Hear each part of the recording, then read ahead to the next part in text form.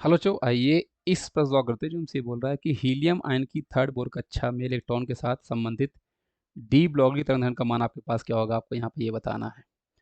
तो third bore कक्षा में इलेक्ट्रॉन के साथ संबंधित डी ब्रॉगली, देखो हमारे पास एक क्या होता है बच्चों, आपके पास आपने डी ब्रॉगली मतलब बोर्स का आपने एक पोस्टुलेट पढ़ा था बच्चों, जहाँ पे M V R is equal to आपके पास एन एच बाय 2 पाई होता है बच्चों। इसी को अगर मैं सिंप्लीफाई करूंगा बच्चों तो ये आपके पास देखो 2 पाई को उधर क्रॉस मल्टीप्लाई करो और एम वी को नीचे लेकर आओ, तो आपके पास हमारे पास बच्चों N H by M B होगा।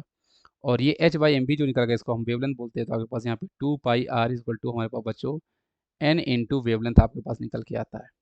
अब उसने कक्षा में बोला बच्चों तीसरी बोर कक्षा, रेडियस का फॉर्म हमारे पास बच्चों क्या होता है, आपके पास यहाँ पे हमारे पास एन स्क्वायर बाय जेड आपके पास हमारे पास होता है। तो आप यहाँ पे बच्चों एन स्क्वायर बाय जेड आप यहाँ पे करने की कोशिश करोगे, फिर आप यहाँ पे इस क्वेश्चन को सॉल्व करोगे।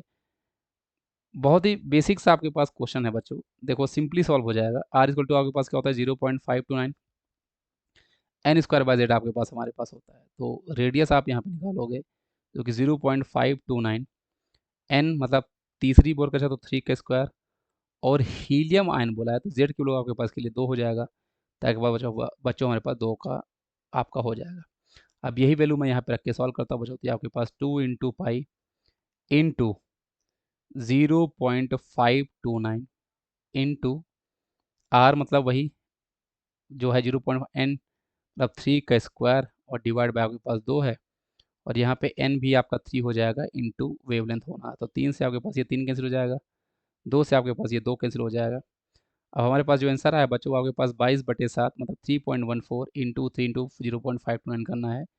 तो नियरेस्ट इंटीजर आपके पास बच्चों वैल्यू हमारे पास निकल के आएगी, लेकिन ये यूनिट आपके पास बच्चों आर्मस्ट्रांग हो जाएगी।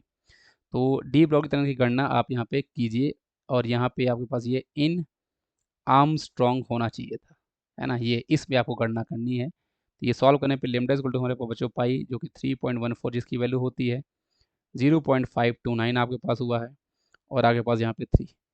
तो इसको सॉल्व करने पे हमारे पास आंसर बच्चों आपके पास 5 आपके पास निकटतम पूर्णांक में आना है ना। तो ये आंसर हमारे पास बच्चों आपके पास निकटतम पूर्णांक में आपको करना था, जो आपके पास हमारे पास था निकटतम, है ना, आपके पास पूर्णांक में उत्तर दीजिए। मतलब आपको जो उत्तर यहाँ पे देना था बच्चों वो आपको निकटतम पूर्णांक में देना था, जो कि आपके पास इन आर्मस्ट्रांग में, जो कि आपके पास 5 आपके पास निकल के आया है। Thank you.